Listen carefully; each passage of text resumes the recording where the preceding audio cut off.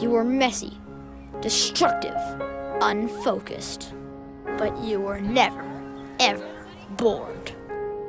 Because you had special powers, you could string together words that made people laugh or cry. With a crayon in your hand, you were invincible. You still are. We were all born with something special, something that made us different. We saw the world through a pair of glasses, uniquely our own. And nothing about that has changed. And when it came time to abandon our special powers, or run like hell with them into the world, we chose the latter.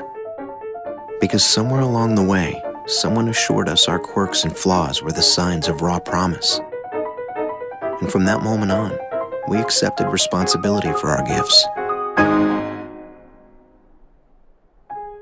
We chose to nurture instead of neglect the fire within us. And that flame has never died. It's grown with us. Every 24 hours, you get another shot at setting the world on fire. Every spark of genius just might light a fire in someone else. That lights a fire in someone else. And the world is forever changed because you are in it.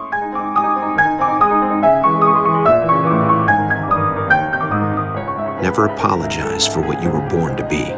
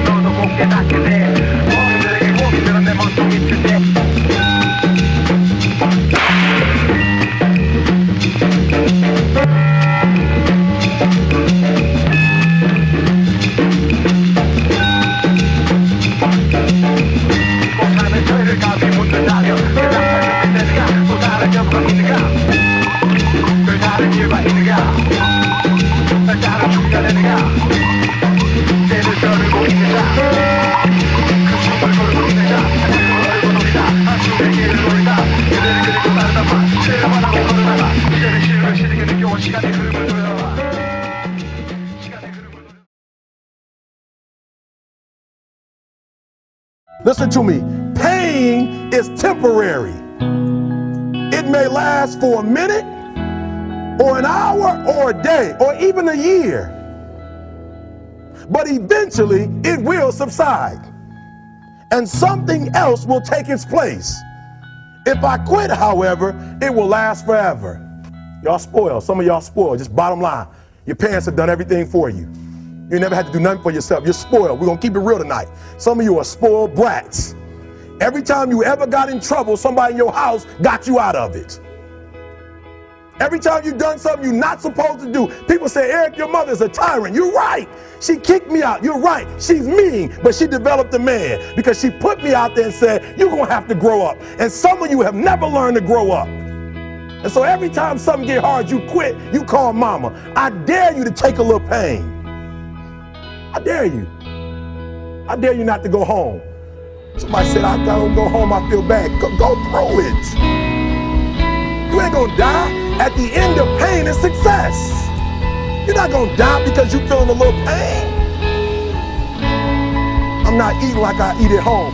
That's why you're about to go to the next level, because if you keep eating like you ate at home, you'll keep being a boy or a girl. It's time to become man, woman. But I'm exactly where I wanted to be because I realized I gotta commit my very being to this thing. I gotta breathe it, I gotta eat it, I gotta sleep it. And until you get there, you'll never be successful in life. But once you get there, I guarantee you, the world is yours. So work hard and you can have whatever it is you want. I've been investigating this question of where good ideas come from. It's the kind of problem I think all of us are intrinsically interested in. We want to be more creative, we want to come up with better ideas, we want our organizations to be more innovative. I've looked at this problem from an environmental perspective. What are the spaces that have historically led to unusual rates of creativity and innovation? And what I've found in all of these systems, there are these recurring patterns that you see again and again that are crucial to creating environments that are unusually innovative. One pattern I call the slow hunch, that breakthrough ideas almost never come in a moment of great insight, in a sudden stroke of inspiration. Most important ideas take a long time to evolve, and they spend a long time dormant in the background. It isn't until the idea has had 2 or 3 years, sometimes 10 or 20 years to mature, that it suddenly becomes accessible to you and useful to you in a certain way. And this is partially because good ideas normally come from the collision between smaller hunches, so that they form something bigger than themselves. So you see a lot in the history of innovation, cases of someone who has half of an idea. There's a great story about the invention of the World Wide Web and Tim Berners-Lee. This is a project that Berners-Lee worked on for 10 years. But when he started, he didn't have a full vision for this new medium he was going to invent. He started working on one project as a side project to help him organize his own data. He scrapped that after a couple years, and he started working on another thing. And only after about 10 years did the full vision of the World Wide Web come into being. That is, more often than not, how ideas happen. They need time to incubate, and they spend a lot of time in this partial hunch form. The other thing that's important when you think about ideas this way is that when ideas take form in this hunch state, they need to collide with other hunches. Oftentimes, the thing that turns a hunch into a real breakthrough is another hunch that's lurking in somebody else's mind. And you have to figure out a way to create systems that allow those hunches to come together and turn into something bigger than the sum of their parts. That's why, for instance, the coffee house in the age of the Enlightenment, or the Parisian salons of modernism, were such engines of creativity, because they created a space where ideas could mingle and swap and create new forms.